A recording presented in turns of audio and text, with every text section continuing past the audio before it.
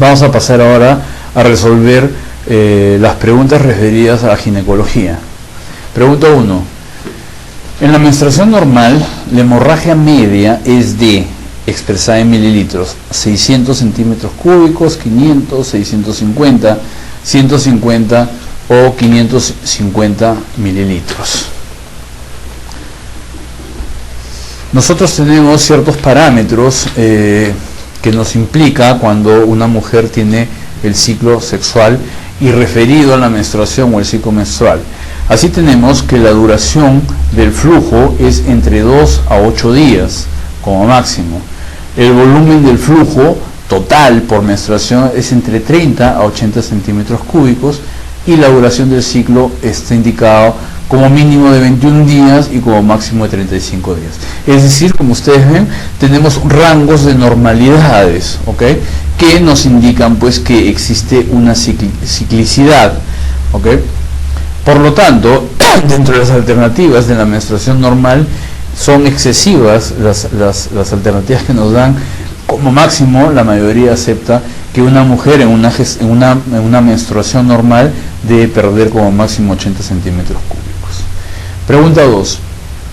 Paciente con flujo vaginal espeso y cremoso, asociado a prurito. ¿Cuál es el diagnóstico más probable? ¿Esto es una tricomoniasis vaginal? ¿Es una vaginitis por levaduras? ¿Es una vaginosis bacteriana? ¿Es una candidiasis vaginal o es una vaginitis atrófica? Simplemente nos mencionan dos características organolépticas de este flujo: espeso y cremoso, y asociado a prurito. Entonces vemos que la alternativa B y la alternativa D prácticamente son similares, porque cuando hablamos de levaduras estamos hablando de cándida, estamos hablando de la micosis. Entonces habría que determinar cómo es el flujo en la tricomoniasis, cómo es el flujo en la candidiasis y cómo es el flujo en la vaginosis bacteriana, ya que la vaginitis atrófica es una entidad que está asociada al climaterio, sobre todo a las posmenopáusicas, en las cuales el aporte hormonal es tan bajo que prácticamente pues las paredes vaginales se adelgazan. Eso se proclive a que haya sangrados espontáneos o con las relaciones sexuales, y a veces puede establecerse algún flujo, generalmente de tipo bacteriano. Entonces, la vaginosis bacteriana, cuya sinonimia son la Haemophilus vaginalis, el Corynebacterium, y como hoy se le conoce la Gardnerella vaginalis, este germen forma parte del 30-40% normalmente de la flora vaginal, y con algunos factores de riesgo, sobre todo la promiscuidad, hace que comiencen a proliferar, ayudados sobre todo por otros gérmenes como son los mobilincus, los bacteroides y los peptostreptococos. Para llegar al diagnóstico de esto, generalmente es la presencia de un flujo, como ustedes pueden ver, un flujo homogéneo, ¿okay?, fluido, este no es espeso, ¿okay?, que puede tener una coloración grisácea, blanquecina, amarillenta algunas veces, etcétera, y que es quizás algo que les molesta mucho a las mujeres que padecen esta entidad, ya que las humedecen mucho y requieren el cambio continuo de las prendas íntimas. La candidiasis está producido por un hongo, una levadura, la Candida albicans, que se puede presentar en su forma miceliar o en su forma de hifa, y tiene ciertos factores de riesgo. Por ejemplo, el pH ácido, el uso de antibióticos de herpes presto por alguna otra razón, o cuando las pacientes pueden estar con un estado inmune disminuido, por ejemplo aquellas que padecen o que están infectadas con el VIH y están en estadio SIDA, o por ejemplo las pacientes que están con una tuberculosis, ¿okay?, que también es una enfermedad inmunodeprimente, o cuando son pacientes con diabetes descompensadas. Todo eso propicia pues que el hongo pueda proliferar a nivel vaginal. Y este se presenta generalmente con una sintomatología, la mayoría de las veces con escozor, prurito vulvar, molestias urinarias, disuria por ejemplo, y el flujo generalmente es un flujo blanco, espeso, adherente, brumoso, o algunos como dicen cremoso, ¿okay? Generalmente el diagnóstico se hace por las características clínicas que trae la paciente, y se puede hacer un examen directo a la microscopía, viendo o visualizando las formas miceliares o las formas de hifa. En algunas ocasiones se requiere el cultivo, para el cual el mejor usar o el específico es el agar de sauro. Y la tricomoniasis es una parasitosis que está producida por la Tricomona vaginalis, este protozoo de forma casi triangular, con sus núcleos y sobre todo con sus flagelos. La tricomoniasis también trae una sintomatología de flujo vaginal espumoso, amarillo verdoso y con mal olor, y el cervix generalmente se ha afectado, una cervicitis, y se ve su aspecto como cervix en fresa por todo este punteado que se ve acá a nivel pues del cuello, y muchas veces se puede visualizar en la muestra del flujo simplemente observando la microscopía con unas gotas de disolución fisiológica, como los parásitos pues se presentan sus movimientos, sus flagelos, y se pueden ver claramente a la microscopía en el examen directo. Esta enfermedad, esta vaginosis, esta infección vaginal o infestación vaginal, es característico el flujo también acá, muchas veces espeso, a veces fluido, pero que generalmente es muy espumoso, y que para el tratamiento la elección es usar los imidazólicos, el metronidazol a la cabeza, indicado en dosis únicas como 2 gramos, o cada 12 horas por 7 días a razón de 500 miligramos.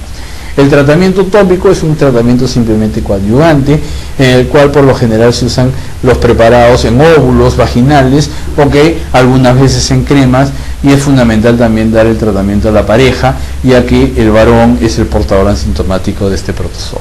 Por lo tanto, la respuesta a las alternativas B y C serían las respuestas correctas, porque probablemente esto se trate de una micosis vulvovaginal. Pregunta 3. ¿Cuál es el tratamiento de elección de la tricomona vaginalis? Algo que hemos mencionado anteriormente, se había mencionado, la elección son los imidazólicos, entonces en este caso está el metronidazol, que se puede dar en dosis única o en dosis por 7 días. Pregunta 4. Paciente mujer de 39 años de edad, gesta 2, para 0020, con mioma subseroso de 8 centímetros. ¿Cuál es la actitud terapéutica? Estamos ante una mujer añosa desde el punto de vista obstétrico, que ha tenido 2 gestaciones y lamentablemente aparentemente las ha perdido, son abortos, ¿okay? O ha habido un ectópico, una mola, no conocemos más. No tiene hijos, ¿okay? Y tiene un mioma subseroso de 8 centímetros. ¿Cuál es nuestra actitud correcta? Es un mioma de gran tamaño, casi involucra el tamaño uterino normal, y cuando nosotros hacemos el tratamiento de la miomatosis, tenemos varias alternativas, desde el tratamiento expectante, desde la observación, pasando por el tratamiento médico, que en realidad no es el pilar del tratamiento, sino más bien el tratamiento quirúrgico, el cual puede ser conservador, es decir, sacando las tumoraciones, la miomectomía por diferentes vías, o ser un tratamiento quirúrgico radical, es decir, sacar todo el órgano con las tumoraciones, hacer una histerectomía, lo cual también lo podemos hacer por diferentes vías, la abdominal, las laparoscópicas, y hoy en día incluso existen hasta tratamientos alternativos. Acá, por ejemplo, ustedes han visto o están viendo una histeroscopía en la cual pues se demuestra esta tumoración en la cara posterior uterina, una tumoración, digamos, mamelonada o lobulada, que representa un mioma submucoso, y que podemos hacer la extracción vía histeroscópica también de este mioma. Lo fundamental es que el tratamiento quirúrgico de la mioma o de la miomatosis o de los miomas está indicado cuando hay pues sangrados uterinos anormales persistentes, o que encontramos miomas con crecimiento rápido o con crecimiento después de que la mujer ha entrado en la menopausia. También están indicados cuando son pues la causa de la infertilidad, o cuando trae como consecuencia dolor o síntomas de la compresión en los grandes miomas, o haya obstrucción de vías urinarias y haya pues la demostración de una anemia ferropénica. Generalmente cuando el mioma es único, se menciona que aquellos que superan los 4 centímetros de diámetro deben ser sometidos a su exéresis, es decir, a su miomectomía. Sin embargo, hay un esquema práctico de acuerdo a la edad y de acuerdo a la paridad, ¿okay? Y al tamaño también y la sintomatología. Por ejemplo, si tenemos una mujer joven que no ha tenido hijos y el tamaño del mioma es pequeño y no hay sintomatología, en realidad esta mujer debería entrar a una etapa de observación con controles seriados, ecográficos y clínicos. Si es joven y no ha tenido hijos, pero el tamaño es mediano a grande y hay sangrado, entonces esta mujer debería ir a una miomectomía. En las adultas, si han tenido hijos y el tamaño es mediano o grande y hay sangrado y dolor, y a estas pacientes se le debería ofrecer una histerectomía. Y si la paciente ya está en el climaterio, ya haya o no haya tenido hijos y el tamaño de los miomas son pequeños, no hay síntomas, también debería un control. Por lo tanto, esta paciente, que si bien no es tan joven reproductivamente hablando, pero aún no ha tenido hijos, ¿ok?, y se presenta con un mioma de 8 centímetros, ¿ok?, subseroso, en realidad acá se le debería ofrecer como actitud terapéutica una miomectomía. Pregunta 5. Embarazada a quien le terminan el embarazo por clínica de mola. El tejido resecado tenía vesículas. ¿Cuál es el diagnóstico más probable? A, mola completa. B, mola incompleta. C, coriocarcinoma. D, enfermedad infiltrante. E, enfermedad no infiltrante. Recordemos que por definición la enfermedad del trofoblasta o la enfermedad molar es una enfermedad que tiene un amplio espectro y básicamente está producida pues por una proliferación atípica de las células trofoblásticas, lógicamente asociadas a la gestación. Y la clasificación se va a basar en criterios histológicos y sobre todo en la sintomatología y signología clínica. Para esto es fundamental el diagnóstico histológico antes de iniciar un tratamiento eficaz. La enfermedad trofoblástica gestacional la podemos clasificar en la llamada molidatiforme, que se presenta de forma completa o de forma parcial. Y la mola invasora, el coriocarcinoma y el tumor trofoblástico de los sitios placentarios, esto involucra la neoplasia trofoblástica gestacional. La molidatiforme, habíamos dicho que puede ser completa e incompleta. La completa se traduce en que las vellosidades coriónicas van a transformarse pues en una masa de vesículas claras, ¿ok?, con un diámetro variable, desde muy pequeños hasta grandes. Y algunos pueden incluso estar dispuestos por pedículos muy finos, lo que hace pues asemejarse a un racimo de uvas. Lo fundamental es que en su estructura histológica exista una degeneración hidrópica y edema del estroma velloso. Como es completa, aquí hay ausencia de los vasos sanguíneos, ¿okay?, hay ausencia de feto y hay ausencia de amnios. Y esta es la presentación generalmente en estas vesículas que muchas veces los pacientes las llevan expulsando si es que antes no se daba el diagnóstico por métodos ecográficos. La diferencia de la completa o total con la parcial es que en la parcial los cambios son más focales y menos avanzados, pero se logran identificar elementos del tejido fetal. Incluso a veces se puede identificar embrión o se puede identificar feto, ¿ok?, en las cuales se ve este producto. Muchas veces debutan esto expresándose como un aborto frustro o un aborto retenido, y justamente cuando es expulsado, evacuado, todo esto se ve pues en el tejido placentario aquellas degeneraciones hidrópicas de las cuales hemos hablado. Y en cuanto a la parte maligna o la parte neoplásica, ¿okay?, está lo que es referente al coriocarcinoma, ¿okay?, está la mola invasora y está el tumor de los sitios placentarios. El coriocarcinoma es pues un carcinoma del epidelio coriónico, y lo característico en esto que es una masa macroscópica de crecimiento muy rápido, muy invasivo, y que incluso invade los vasos sanguíneos originando hemorragia, necrosis, y lo fundamental es que da mucha metástasis, sobre todo en etapas iniciales, ¿okay?, sobre todo por vía hemática, prefiriendo el pulmón y la vagina, pero también se puede encontrar las metástasis a nivel de vulva, riñones, hígado, ovarios, encéfalo y hasta intestinos. Por lo tanto, la respuesta ante esta pregunta sería que la paciente o el diagnóstico más probable sería una mola completa. Pregunta 6. ¿Qué tipo de virus se asocia más a cáncer cérvico uterino? El herpes simple 1, el herpes simple 2, el virus de Epstein-Barr, el VIH y el papiloma virus. Para esto nosotros debemos conocer los factores de riesgo para que una mujer finalmente haga un carcinoma de cervix, y acá lo fundamental es el comportamiento sexual. Sin embargo, los estadios socioeconómicos bajos, los anticonceptivos orales combinados, sobre todo por un largo tiempo, generalmente se asocia al uso de mayor continuo, de mayor de 5 años, y también el tabaquismo se ven involucrados como factores de riesgo. Sin embargo, lo fundamental es esto, el comportamiento sexual, y a la cabeza están las infecciones de transmisión sexual, ¿ok? Y dentro de estas, el principal factor oncogenético es el virus del papiloma humano, el cual aprovecha pues al instalarse sobre todo en la zona de transformación, una zona en la cual ocurren grandes transformaciones metaplásicas, en las cuales pues el virus internaliza su ADN dentro de estas células, justamente para alterarlas y finalmente pues primero producir una enfermedad premaligna y finalmente el cáncer. Sin embargo, existen otros elementos, otras partículas virales como el herpes, sobre todo el sexual, el tipo 2, y el virus de la inmunodeficiencia humana, que también estarían involucradas, pero a la cabeza lo más asociado es el virus del papiloma. También el inicio de las relaciones sexuales a edad temprana, las múltiples parejas sexuales y la promiscuidad de la pareja sexual son pues factores que involucran un comportamiento sexual asociado a la génesis del cáncer de cervix. Por lo tanto, la respuesta sería la alternativa E. Pregunta 7. ¿Cuál es la indicación en la lesión intraepitelial de alto grado en el cervix uterino?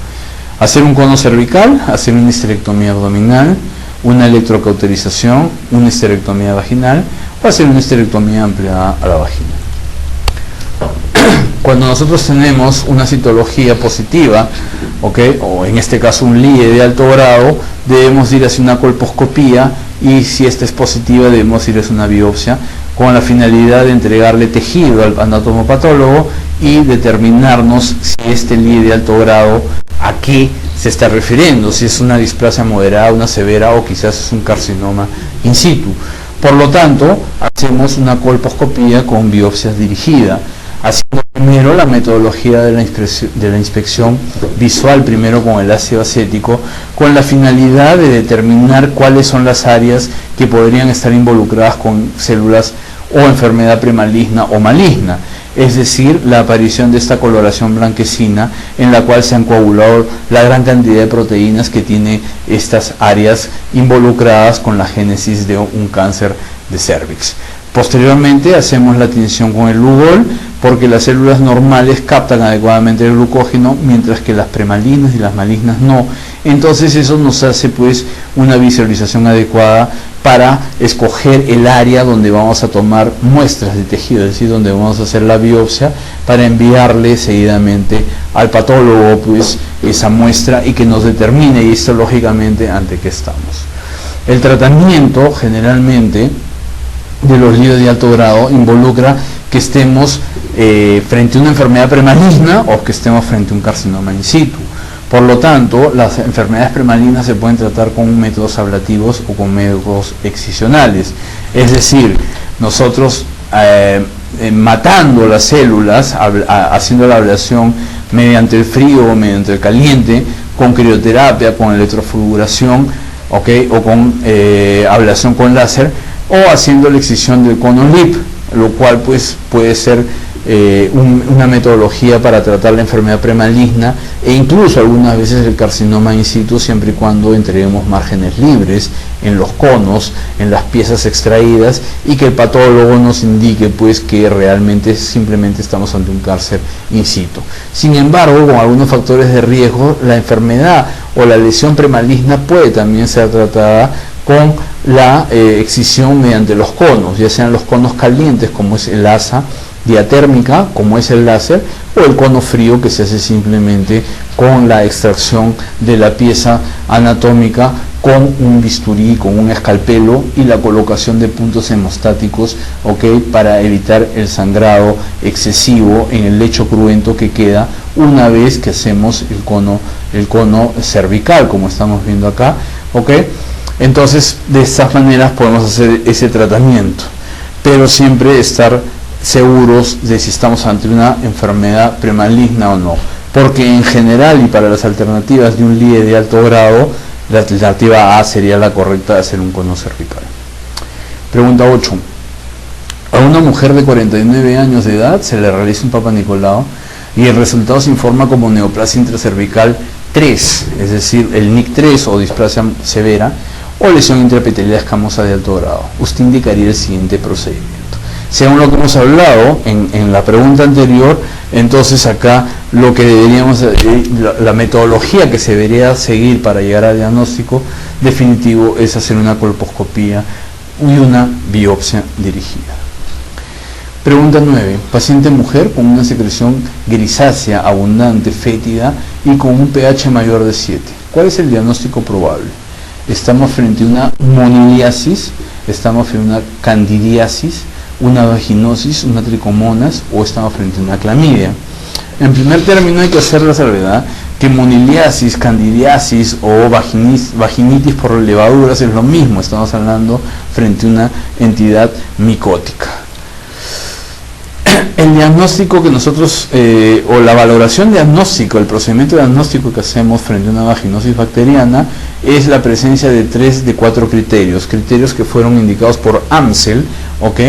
Y que involucran el flujo vaginal blanco grisáceo, que generalmente es fluido, homogéneo, con olor fétido, el establecimiento de la microscopía de células guía, también conocidas como células clave, indicio o clue cells, un pH con tendencia a la neutralidad o un pH básico mayor de 4.5 y la prueba de las aminas positivas realizadas con el hidróxido de potasio positiva, es decir que cuando nosotros mezclamos una gota de este elemento con la muestra problema, este comienza pues a expelir un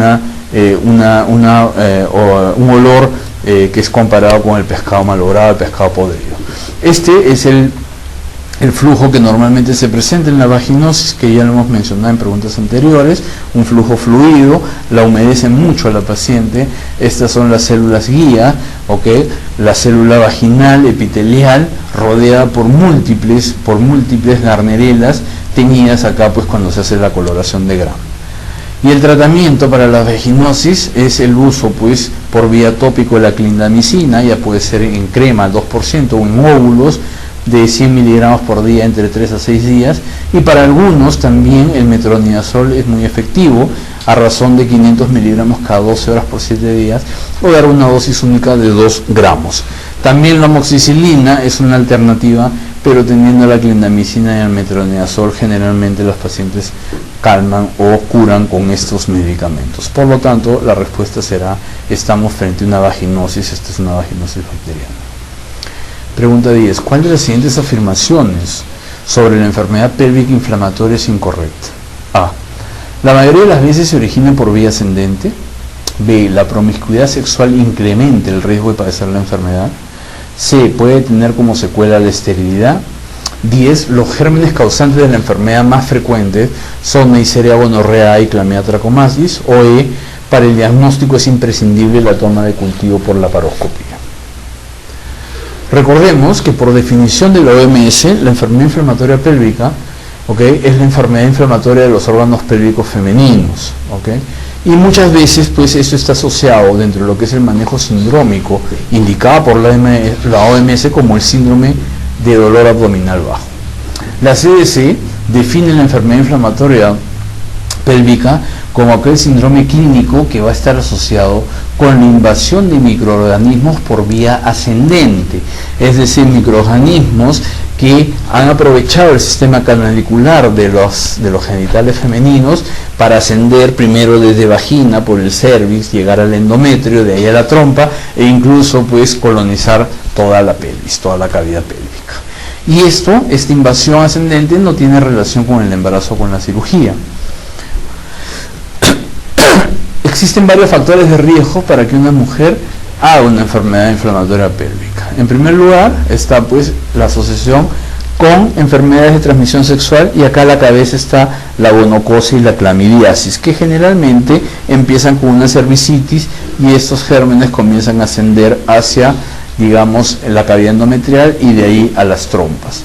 El nivel socioeconómico bajo también es un factor de riesgo para que las mujeres hagan enfermedad inflamatoria pélvica.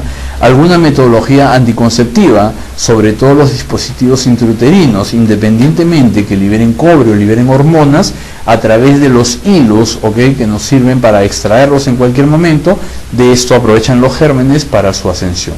Las conductas sexuales de riesgo mujeres muy jóvenes, sobre todo aquellas que tienen menos de 25 años, y en algunas eventualidades el facilitamiento de la ascensión de los gérmenes por iatrogenia, por ejemplo cuando insertamos un DIU, cuando hacemos algún procedimiento, dilataciones, curetajes, histerosalpingografías, etcétera, etcétera.